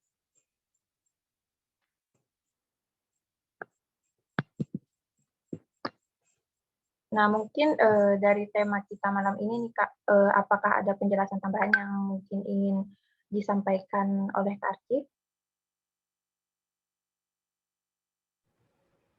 Boleh ulang, Saya Kak? baru perhatikan ya. Nggak dengar saya. Saya baru perhatikan ternyata pesertanya cukup banyak. Oke, berbicara tambahan. Saya cukup tertarik dengan poin SDGs ya. Poin SDGs itu Sustainable Development Goals.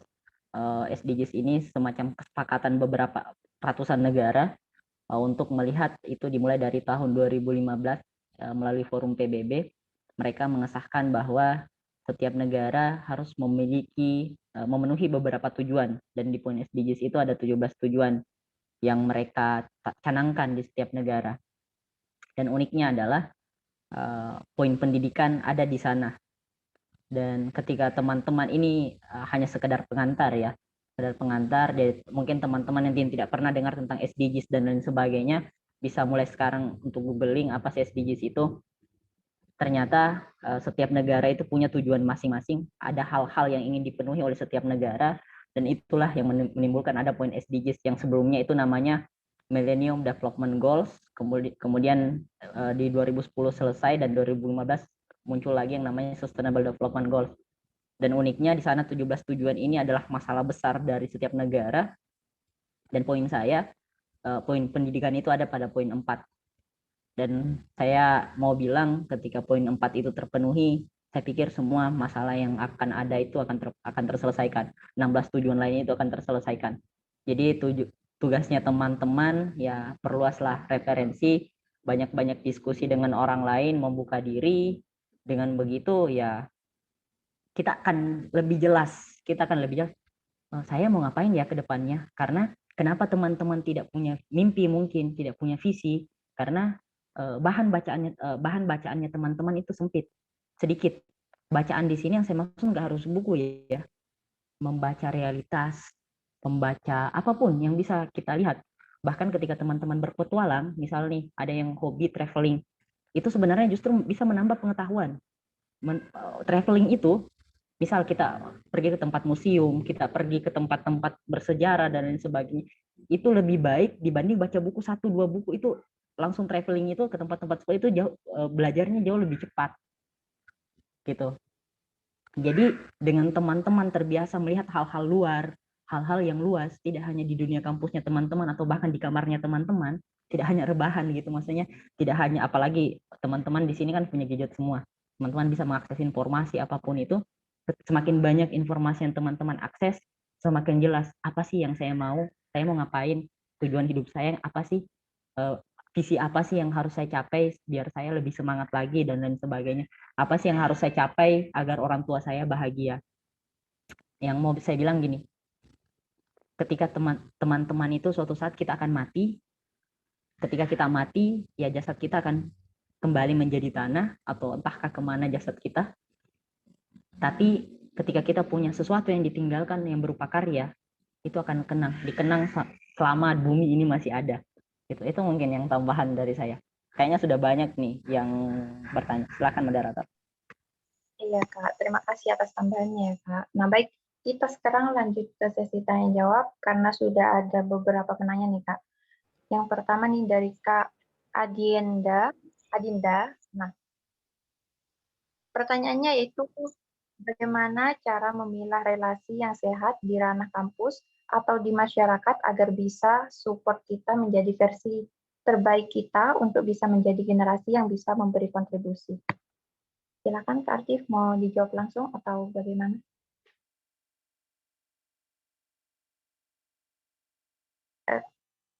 Belum, maaf Kak, di-unmute dulu. Ya, berbicara tentang relasi, bagi saya, bagaimana cara memilahnya? Kalau saya, dalam ini ketika kita harus terbiasa untuk berpikir kritis. Kenapa saya bilang kita berpikir kritis? Karena ketika kita mampu menganalisa apapun itu, maka kita akan tahu bahwa oh ini baik, ini buruk. Ketika kita tidak terbiasa berpikir kritis, maka kita akan susah untuk menganalisa. Nah, bagaimana caranya kita menganalisa? Itu tadi, kita harus memperluas banyak informasi yang masuk. Nah, gini, karena saya tidak bisa melabeli bahwa misal nih, teman-teman untuk mendapatkan relasi, teman-teman harus gabung organisasi A, organisasi B, organisasi C, saya nggak mau mengklaim itu. Karena belum tentu, misal nih, saya bilang organisasi A ini bagus, organisasi B ini buruk. Itu kan bisa saja berdasarkan penilaian saya. Orang-orang yang di sana belum tentu mengatakan itu. Ya nggak? Jadi, kalau ditanya bagaimana caranya supaya kita tahu organisasi itu misalnya ya, organisasi itu baik, ya kita masuk di dalamnya. Nanti ketika kita sudah menjadi bagian dari mereka, kita baru tahu, oh organisasi ini gini. Ya cari lagi organisasi lain, oh organisasi ini gini. Dengan begitu, kita akan punya referensi tersendiri bahwa, oh organisasi ini baik, ini kurang bermanfaat, organisasi lain mungkin kurang bermanfaat, dan lain sebagainya. Lalu, berbicara tentang relasi. Saya berbicara bahwasanya kenapa saya cukup mau memiliki posisi strategis di lembaga kampus, karena saya berpikir dengan posisi strategis di lembaga kampus, saya punya akses ke dosen, saya punya akses ke petinggi-petinggi kampus, dan dengan begitu saya bisa banyak dapat jalur-jalur informasi, apapun itu, entahkah itu beasiswa, entahkah itu penelitian, entahkah itu pekerjaan bahkan, dan lain sebagainya. Jadi ketika teman-teman mungkin ada di antara teman-teman yang organisatoris, jangan menjadikan birokrasi itu menjadi musuh. Mengkritisi boleh, tapi tidak semuanya dijadikan bahwa kita langsung menjudge bahwa birokrasi adalah musuh. Tidak. Ada poin-poin yang kita bisa kolaborasikan dengan birokrasi. Lalu dengan berbicara tentang memperluas relasi, berteman aja dengan siapapun. Tinggal teman-teman yang tahu ketika misal nih berteman dengan si A, ternyata si A ini mengarahkan ke arah yang kurang baik dan lain sebagainya, tinggal dikurangi komunikasi kita dengan dia, tapi pertemanannya tetap jalan. Karena kita nggak tahu, mungkin kalau kita berteman, anggaplah saya mahasiswa, teman-teman mahasiswa, kita berteman di masa-masa mahasiswa itu paling kita saling menyusahkan. Misal saya nggak punya uang, bro pinjam uangmu dulu dong, saya belum dapat kiriman nih, mungkin setelah saya dapat kiriman saya baru ganti. Itu kan menyusahkan ya. Tapi kita nggak tahu teman-teman, 10 tahun ke depan, 15 tahun ke depan kita jadi apa. Memang ada di antara kita yang bermimpi 10 tahun ke depan, 15 tahun ke depan menjadi orang biasa-biasa saja. Nggak ada orang yang bermimpi, orang aneh itu kalau ada yang bermimpi begitu. Nah mungkin kalau sekarang kita saling menyusahkan, ya 15 tahun, siapa tahu dia menjadi pejabat pemerintah, dia punya perusahaan mungkin, atau dia mengelola apa. Nah ketika pertemanan kita jalan dari dulu sampai itu 15 tahun kemudian, kita bisa berkolaborasi apapun di masa mendatang. Tapi ketika kita memilih-milih teman, ya itu tadi, ya sempit banget relasi kita. Jadi membuka diri aja, maksudnya membuka diri di sini ya bukan berarti membuka bagaimana ya, maksudnya teman-teman lah yang pintar untuk menganalisa sendiri. Oh ini lingkungannya buruk, saya harus tetap berteman dengan dia, tapi mungkin untuk akses bareng-bareng terus dengan mereka itu dikurangi, karena ya orang itu akan melihat kita dengan siapa kita bergaul. Jika kita bergaul dengan orang-orang pintar, meskipun kita bego, kita akan tetap dikatakan orang pintar. Nah tapi kalau kita bergabung sama anak-anak yang nakal, berandalan, dan lain sebagainya. Kenapa sorry ya, kalau bilang berandalan, saya basicnya teknik ya. Jadi ya tahulah teman-teman teknik itu kayak bagaimana. Ketika kita berbaur dengan teman-teman yang seperti itu, celananya sobek-sobek, gondrong, dan lain sebagainya. Ya mungkin orang akan berpikir, ini meskipun kita polos, dan lain sebagainya, orang akan berpikir, oh ini begini. Orang yang akan menilai itu berdasarkan teman-teman kita. Jadi ya teman-teman pintar memilih pergaulan, tapi tidak membatasi teman. Ya itu mungkin poinnya dari saya. Pintar memilih pergaulan tapi tidak membatasi teman. Karena bisa saja kita benci seseorang di tahun ini, kedepannya kita bisa sangat mencintai dia. Bisa saja juga kita sangat mencintai seseorang tersebut, tapi ternyata di beberapa hari kemudian kita menjadi sangat membencinya. Jadi biasa-biasa saja. Tidak ada yang terlalu spesial gitu. Itu mungkin untuk Kak Dinda. Dinda ya atau siapa tadi? Saya lupa. Miss you, Mama. Iya benar Kak dari Kak Dinda tadi. Semoga jawabannya Kak Arif membantu Kak Dinda ya. Atau ada tanggapan dari Kak Dindanya? Oke, kita lanjut saja ke pertanyaan selanjutnya ya Kak. Yaitu dari Kak Fairuz. Sekarang saya kuliah semester 2 dan bingung kelebihan dan kesukaan saya apa. Kadang saya suka ini, kadang saya suka itu, jadi seperti setengah-setengah. Nah, gimana ya Kak langkah awal mencari tahu tentang kelebihan yang ada di dalam diri?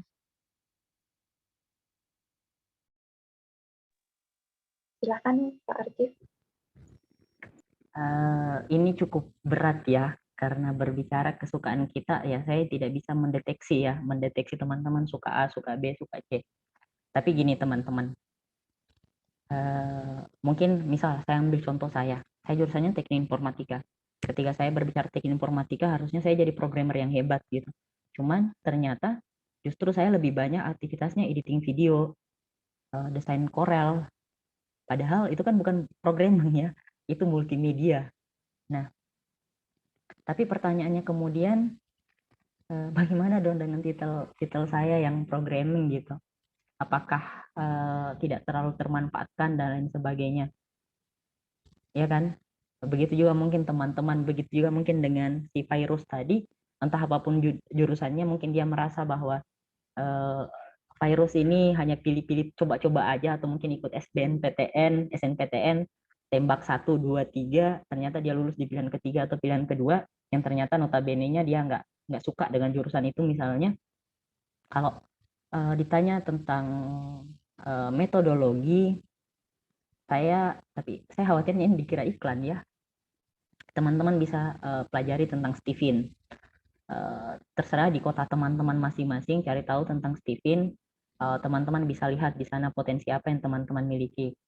Dia itu berbicara tentang DNA. Cuman kalau misal teman-teman tidak mau untuk seperti itu, teman-teman hanya minimal cari apa kesukaannya teman-teman. Misalnya virus, meskipun misal jurusannya teknik informatika tadi, dan ternyata saya ternyata akhirnya itu jadi desainer, jadi videographer gitu. Nah, saya tetap mengasah karena memang dari awal kenapa saya ambil jurusan teknik informatika, karena dari awal saya berpikir bahwa teknik informatika kan waktu SMP SMA itu saya suka desain, saya suka belajar Photoshop, saya suka belajar Corel Draw. Nah, akhirnya saya berpikir kalau kita ambil jurusan teknik informatika ini kita akan belajar itu di sana. Itu pikiran saya. Alhasil ternyata saya pada saat masuk teknik informatika, kenapa saya belajarnya coding, belajarnya ini, kapan nih saya belajar Corelnya? Ternyata mata kuliah Corel itu dan Photoshop itu hanya ada di semester tertentu, itu pun mata kuliah pilihan. Nah, akhirnya ya tetap itu tadi, karena memang kesukaan saya di sana, ya tetap ke sana. Saya tetap belajar desain, saya tetap ini, ya tetap bisa juga akhirnya mengarah ke sana, meskipun beriring berjalan perkuliahan, ya saya menjadi programmer. Tapi pertanyaannya kemudian, apakah saya nggak punya basic programmer? Insya Allah ada.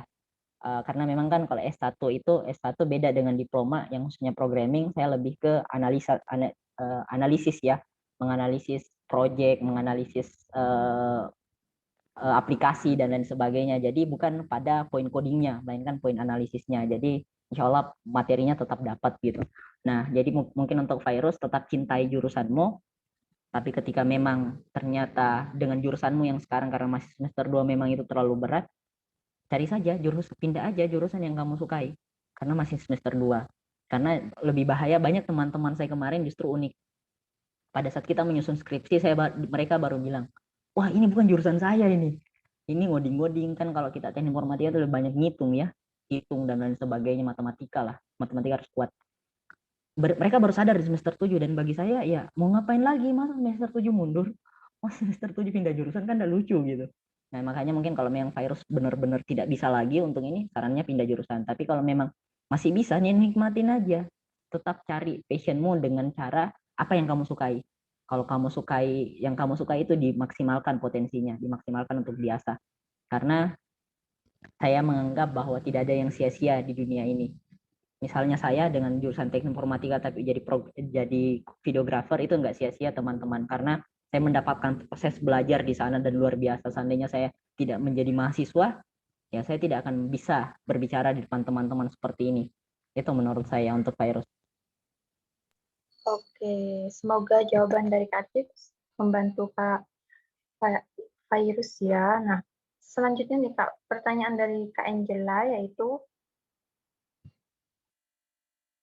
bagaimana cara kuliah yang efektif, tips dan trik agar menjadi mahasiswa bukan sekedar mahasiswa biasa, tetapi mahasiswa emas? Silakan Kak. Ini agak berat nih, berbicara tips dan trik ya. Mungkin teman-teman tidak perlu mengikuti masa kuliah saya, karena seperti yang saya bilang tadi, saya 5,5 tahun kuliah. Kenapa saya lama kuliahnya? Karena memang saya punya target tersendiri. Saya harus mencapai ini, baru saya mau wisuda gitu. Tapi kalau teman-teman memang tidak punya targeting tersendiri, sebaiknya teman-teman selesai dengan cepat waktu tepat. Kalau mungkin ya, kalaupun tidak bisa 3,5 ya kan 4 tahun ya, 4 tahun gitu. Kalau berbicara tips dan trik, jadilah mahasiswa yang baik.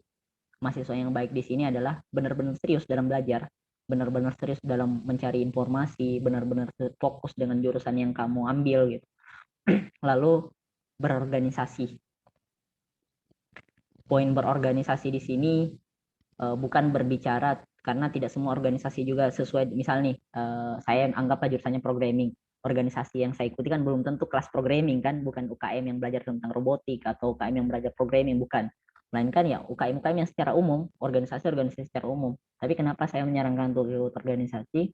Karena poin kritis itu lahir dari dinamika-dinamika berorganisasi. Teman-teman mungkin yang sebelumnya tidak pernah mendapati suatu masalah, tiba-tiba pada saat teman-teman berorganisasi, langsung teman-teman kenapa ada masalah seperti ini, kok bisa sih masalah ini muncul, kok bisa sih gini dan lain sebagainya. Itu akan melatih teman-teman menganalisa dan berpikir kritis. Lalu di sisi lain, dengan berorganisasi juga otomatis jejaring teman-teman itu luas. Itu tadi yang saya maksud. Saya mengambil posisi strategis di lembaga karena saya mau mengakses birokrasi. Saya mau berteman dengan pihak-pihak birokrasi, karena memang sekarang juga saya berfokus dengan di lembaga yang saya gerakkan itu, yang pendidikan 5,0 itu, saya berbicara tentang riset di sana. Makanya saya memaksimalkan komunikasi-komunikasi dengan dosen untuk poin itu, supaya saya dapat dibantu dan lain sebagainya. Lalu yang ketiga masih tentang berbicara organisasi. Di organisasi kita belajar untuk ngobrol, ngomong, membangun relasi.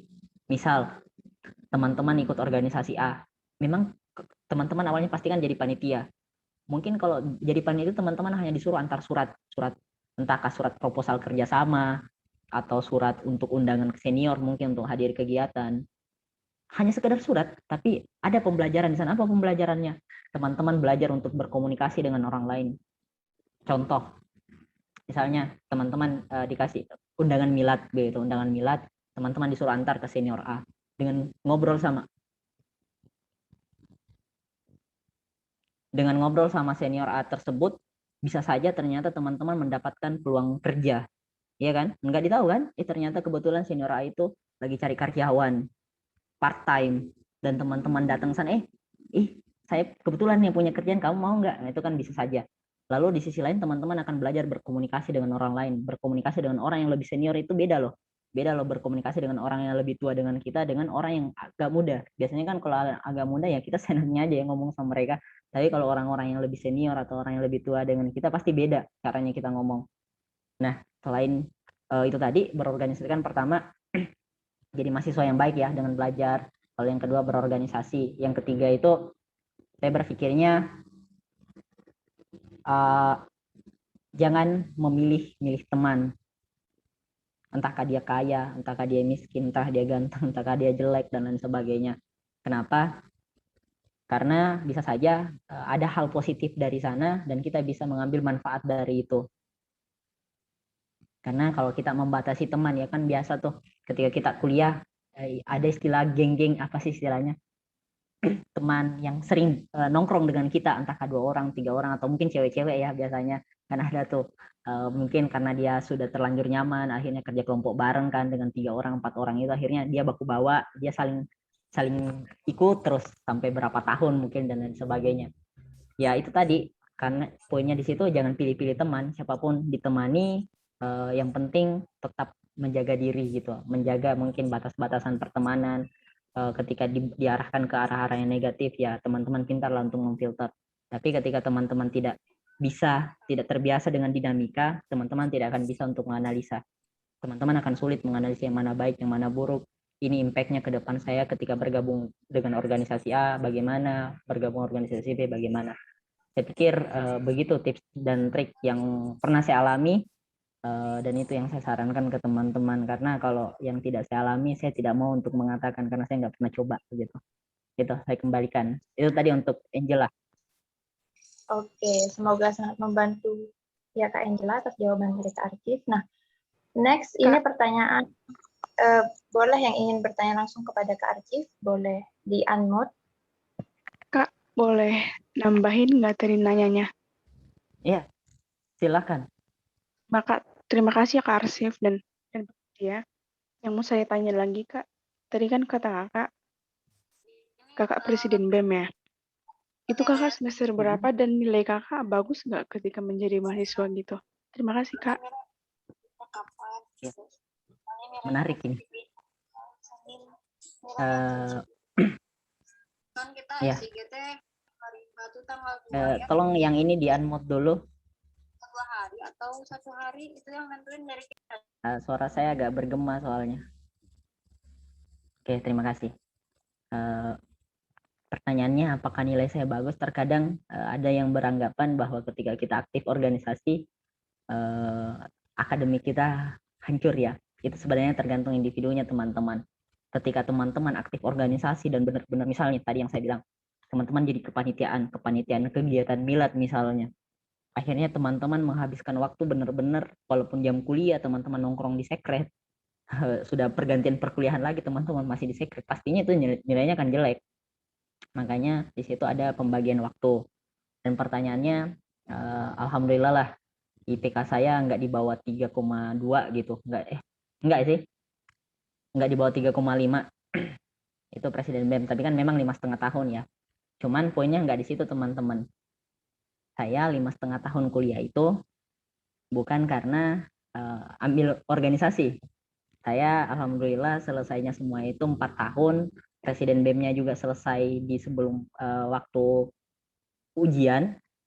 Cuman 1,5 tahunnya itu karena saya itu biaya kuliahnya sendiri, apalagi saya kuliahnya di kampus swasta dan itu cukup mahal. Bukan karena orang tua saya tidak mampu untuk membiayai, melainkan saya berpikir saya anak laki-laki dan saya insya Allah bisalah bertahan dan kuliah juga gitu. Jadi 1,5 tahunnya itu saya pakai untuk menutupi biaya semester akhir saya, karena itu cukup banyak, uang proposal, skripsian, wisuda dan lain yudisium dan lain sebagainya itu cukup banyak, sehingga saya 1,5 tahun itu ya kemana-mana. Disitulah mungkin kalau teman-teman ini ya saya menghabiskan waktu untuk menjadi seorang videografer, banyak aktivitas di luar daerah untuk ambil gambar dan lain sebagainya. Jadi sebenarnya 5,5 tahun itu bukan karena saya aktif organisasi, jadi saya kuliahnya lama, melainkan saya nggak punya uang untuk bayar kuliah saya, akhirnya saya harus kerja gitu. Itu mungkin untuk siapa ya tadi, Angela ya atau siapa sih yang menambahi tadi? Mohon maaf, saya nggak ini. Iya Kak Angela Kak. Makasih ya Kak sharingnya. Oke, terima kasih Kak Angela. Nah, mungkin ada kakak-kakak yang ingin bertanya langsung kepada Kak Arjif. Halo Kak, saya Eka Dini. Nah, saya salah satu mahasiswa dari PTN Medan. Nah, kan gini Kak, berkaitan dengan 5.0. Nah, SDM sama kualitas internet kita kan juga buruk Kak. Nah, gimana kita cara mengatasinya gitu supaya mahasiswa ataupun murid itu tidak bosan belajar gitu Kak.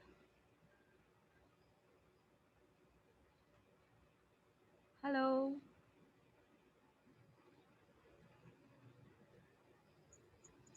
Oke, Kak Arjif bisa terdengar suara? Apa harus saya ulangi? Ya, kenapa tadi manusianya dan ininya? Mohon maaf. Kan gini Kak, gimana sih cara kita nih, khususnya sebagai kaula muda nih di era pandemi, mengatasi supaya mahasiswa dan pelajar lainnya itu tetap semangat belajar, tidak malas-malasan untuk belajar ataupun menggali ilmunya. Karena kan seperti sekarang ini kita lebih banyak online-nya gitu, sedangkan jaringan kita itu tidak mencukupin gitu Kak. tidak sampai ke pelosok-pelosoknya. Nah, gimana menurut kakak? Ya, berbicara tentang 5.0 ya, bisa minta tolong di mute dulu.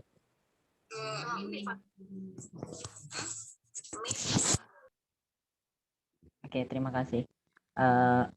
Jadi berbicara tentang 5.0 itu kan tadi saya meliriknya dari Jepang ya, dari Jepang yang mengangkat solusi bahwa 5.0 bisa menjadi solusi 4.0, yang dimana 4.0 itu manusia bisa saja tergeserkan oleh teknologi gitu. Sehingga berbicara 5.0 itu manusianya harus cerdas sehingga dia bisa bijak dalam berteknologi. Lalu ketika kita berbicara konteks Indonesia, yang realitanya ketika kita berbicara pedalaman, gak ada jaringan, susah mendapat jaringan. Nah, mungkin ini masalah tersendiri dan mungkin solusinya memang itu tadi.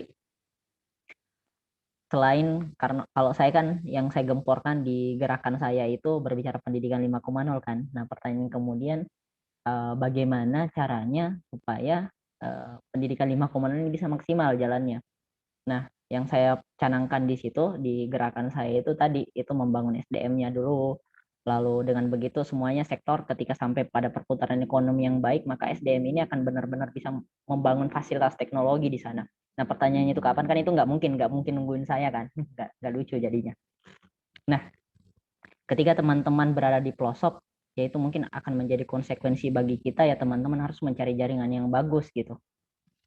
Karena ya mau tidak mau ya kita menyatakan bahwa tidak semua dan sebagainya. Lalu mungkin ada yang beranggapan bahwa loh kok bertolak belakang dengan statement saya di awal. Nah, kenapa saya berpikir dengan membangun gerakan dimulai dari SDM yang baik?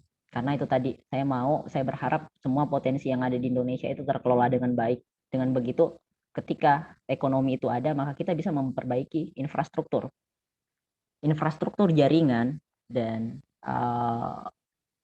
kualitas SDM ini harus berbanding lurus. Tidak ada yang boleh tumpang tinggi.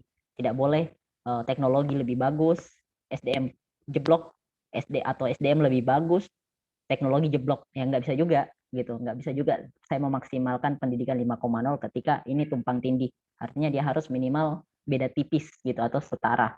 Tapi ada standarisasi yang harus dipenuhi. Artinya standarisasi di sini adalah SDM yang baik itu yang seperti apa, itu tadi yang saya maksud dengan SDM unggul. Nah, lalu kalau berbicara tentang bagaimana nih untuk teman-teman di Medan sana, karena susah jaringannya, terkadang karena jaringannya buruk akhirnya menimbulkan kita malas-malasan kan belajar. Kita nggak usahlah kuliah online, karena di sini kalau kita masuk keluar lagi, kita masuk keluar lagi kan begitu kan masalahnya, sehingga itu menimbulkan kita jadi malas-malasan. Nah, kalau saya sarannya itu tadi, ketika kita punya visi yang jelas, apapun tantangan yang kita alami, kita akan berfokus untuk menyelesaikan tantangan kita. Karena kita tidak akan menganggap tantangan itu suatu masalah ketika kita punya target yang jelas. Ketika kita punya misal nih, anggaplah dari Medan, mau ke Makassar. Ketika kita punya tujuan jelas di Makassar, misal di Makassar mungkin ada tempat kerjaan, anggap ya, si Eka ini cari kerjaan di Makassar misalnya dan ada sepupunya, familinya mengasihkan pekerjaan di Makassar. Apapun karena Eka sudah melihat peluang, pokoknya harus ke Makassar. Bagaimanapun caranya pasti Eka akan berpikir, entah kamu ke Makassar naik pesawat, ke Makassar berenang mungkin, atau ke Makassar mohon maaf di mute dulu. Nah, entahkah mau ke Makassar dengan naik pesawat, entahkah mau naik kapal, intinya tujuan Eka jelas mau ke Makassar karena di sana ada potensi. Begitu juga dengan kita. Ketika kita punya visi yang jelas, apapun tantangan kita dalam belajar, kita akan memenuhi itu. Karena saya punya target yang jelas, saya kuliah dengan cara saya sendiri, biayai dengan cara saya sendiri. Kenapa saya tidak mengeluh dengan keadaan itu yang saya harus cuti 1,5 tahun untuk berjuang untuk menyelesaikan studi? Kenapa saya tidak mengeluh masalah itu? Karena saya punya target. Saya harus begini, saya harus seperti ini, saya harus seperti ini, dan saya harus menemukan itu apapun tantangannya. Meskipun beda ya, mungkin pada saat di 2009 terakhir itu tidak terlalu berbicara, belum terlalu bicara tentang COVID ya. Ya kayak gitulah. Jadi kalau bagi saya dengan tujuan yang jelas, apapun tantangan kita, mau jaringan kita jelek, mau kita apa, pasti kita akan berusaha untuk memaksimalkan perkuliahan itu, memaksimalkan pembelajaran itu, apapun tantangannya. Tapi ketika tujuan kita nggak jelas, baru masalah jaringan sedikit, kita udahlah, jaringannya jelek, nggak usah masuk kuliah lah. Ya, atau mungkin karena jaringannya jelek, ya udahlah, kameranya dimatiin aja, ya kita sambil tidur aja, yang penting kita tetap masuk di ruangan Zoom, itu berarti kita hadir gitu. Itu kan hal-hal yang bagi saya kurang bijak, karena itu tadi, karena kita tidak punya target. Nah, jadi saya mengajak teman-teman, ayo punya target yang jelas, teman-teman mau jadi apa ke depannya, dengan begitu apapun dinamika yang teman-teman hadapi itu akan berbanding lurus. Kalau ditanya bagaimana dengan teman-teman yang tidak punya jaringan, nah itu sebenarnya itu berbicara PR pemerintah. Nah, pertanyaan kemudian apakah pemerintah sudah mengarah ke sana? Saya kurang paham tentang dinamika itu. Cuman perannya kita sebagai milenial mempercepat itu. Makanya saya membuat gerakan pendidikan 5.0 karena saya mau membantu pemerintah untuk mempercepat itu supaya di daerah-daerah yang tidak ada jaringannya itu bisa sumber daya manusianya baik dan pendidikannya baik dan akses teknologinya baik. Karena kalau saya menganggap bahwa seperti saya bilang tadi, ini ya tanggung jawab pemerintah. Tapi saya juga hanya hadir sebagai orang yang demo, wah pemerintah ini begini, begini, begini, begini, tidak bisa memberikan jaringan di sini dan lain sebagainya. Ya nggak ada solusi juga jadinya kan? Ya nggak, emang ada sih, emang ada solusi yang lahir dari teman-teman protes seperti nggak ada. Jadi apa solusinya? Yaitu tadi, teman-teman harus punya visi, dengan begitu teman-teman akan tidak malas-malasan. Lalu ketika teman-teman punya peluang, kita membantu gerakan, buat organisasi, buat komunitas atau apapun itu untuk mempercepat itu, untuk mempercepat penyebaran teknologi, untuk mempercepat pemahaman tentang literasi atau pendidik atau apapun itu. Jadi sekarang kalau saya ditanya, poin yang paling tepat untuk sekarang adalah kolaborasi. Bukan lagi kita berbicara ini salah, ini benar, saya salah, dia salah, saya benar, pokoknya kayak bukan gitu. Kenapa? Karena di Indonesia itu kita Bhinneka Tunggal Ika. Bhinneka Tunggal Ika itu kita berbicara memang beda. Kita beda-beda, tapi ada satu poin yang bagus. Ada satu poin kan, satu poin yang sama gitu. Bhinneka Tunggal Ika, berbeda-beda tetap satu. Teman-teman melihat lagi pelangi. Pelangi itu memang kalau kita lihat pelangi yang berapa warna itu emang indah kelihatan kalau dia warna biru doang. Malahan nggak kelihatan sama warna awan. Tapi pelangi dikatakan indah karena warnanya beda-beda. Jadi poinnya adalah kolaborasi. Bukan hanya berprotes, bukan hanya menyalahkan orang lain dan lain sebagainya. Kita belajar yang baik, suatu saat kita berharap pada saat kita sudah ilmunya ada, ilmunya bisalah, kita membantu mempercepat itu. Itu mungkin dari saya. Mohon maaf kalau terlalu panjang. Oke, terima kasih. Semoga Kak Eka puas akan jawaban Kartif ya. Nah, sepertinya ini adalah pertanyaan terakhir ya Kak ya, karena mengingat waktu sudah menuju tengah malam, apalagi Kak Arif waktu Indonesia WITA itu Kak, jadi beda sama WIB ya Kak ya. Nah, sebelum kita tutup acara malam hari ini, kita on cam dulu yuk teman-teman, kita foto bareng dengan Kak Arif. Yuk on cam dulu yuk teman-teman.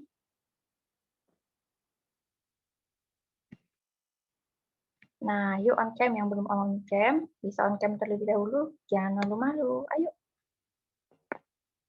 Wah, ganteng-ganteng, cantik-cantik nih. Oh iya, untuk pertanyaan yang belum terjawab, mohon maaf banget ya, karena waktunya juga sudah menuju tengah malam, jadi mungkin Kak Arifnya juga capek tadi habis perjalanan. Nah, yuk yang belum on cam, ayo kakak-kakak yang belum on cam, bisa on cam terlebih dahulu yuk. Nah, untuk yang bertugas silahkan Kak.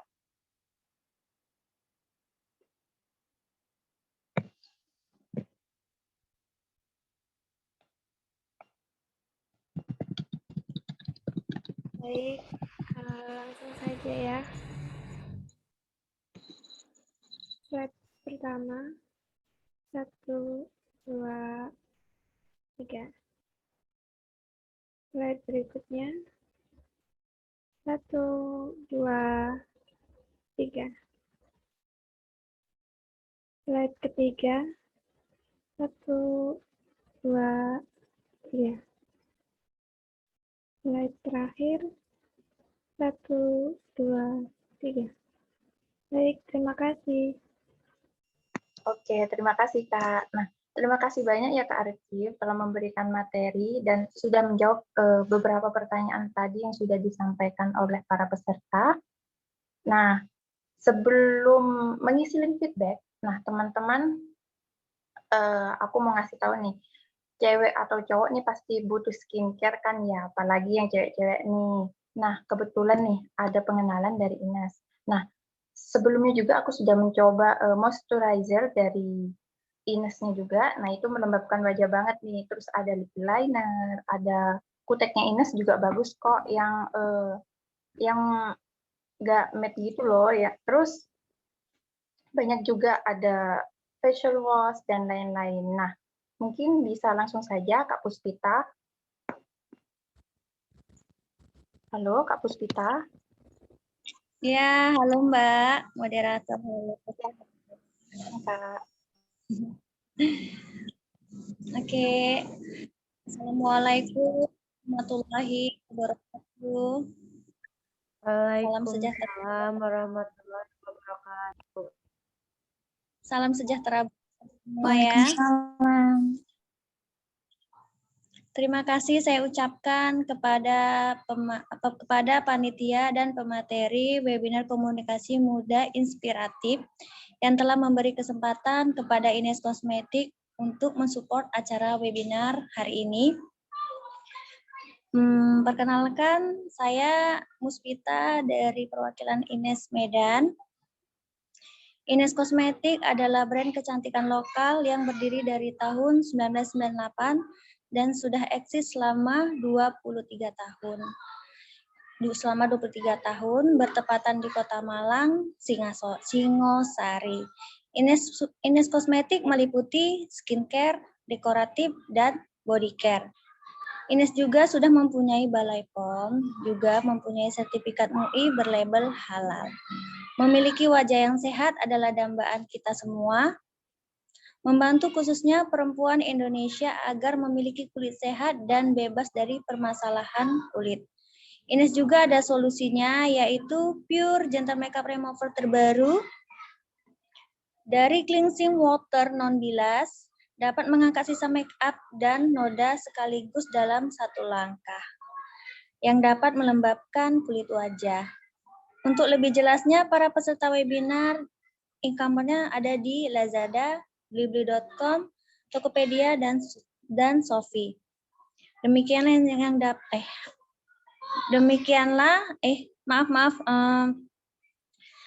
Bisa juga melalui dari Play Store My Ines ya. Demikian yang saya sampaikan. Terima kasih kepada panitia dan pemateri. Salam sehat selalu, sukses buat kita semua. Assalamualaikum warahmatullahi wabarakatuh.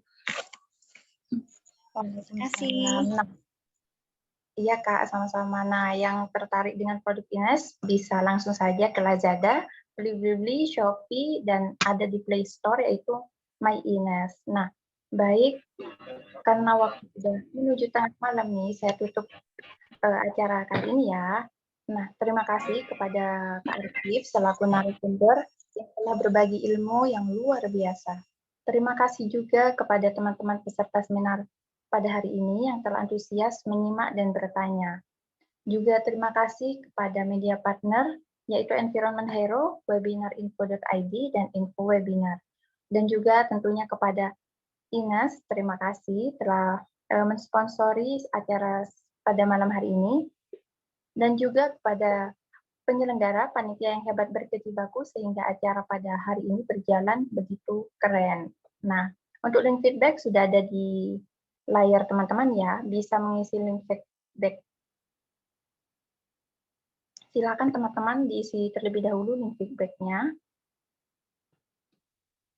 Batas link feedback kurang lebih sekitar 1 jaman ya. Jadi teman-teman, setelah lewat 1 jam kemudian, link feedback tidak bisa diisi. Link feedback-nya bisa dilihat di layar ya, teman-teman. Apa belum muncul? Udah muncul, Kak. Oke, sudah muncul. Boleh diisi? Nah, baik saya tutup ya teman-teman acaranya untuk malam hari ini. Saya Desi, terima kasih. Sampai bertemu di seminar online berikutnya. Assalamualaikum warahmatullahi wabarakatuh. Untuk teman-teman yang suka mengisi link feedback, Terima kasih Kak Arsy dan komunitas muda inspiratif. iya boleh Kak Archif, boleh. Ya. Terima kasih banyak Jadi ya, Kak. mungkin untuk terima kasih banyak ya sudah memberikan kesempatan untuk sharing. Saya izin. Assalamualaikum warahmatullahi wabarakatuh. Waalaikumsalam. Warahmatullahi wabarakatuh.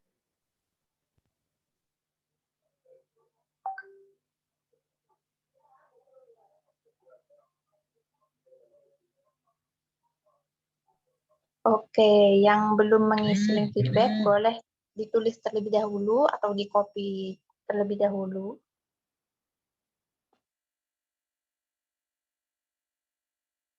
Link feedback ada di layar teman-teman ya.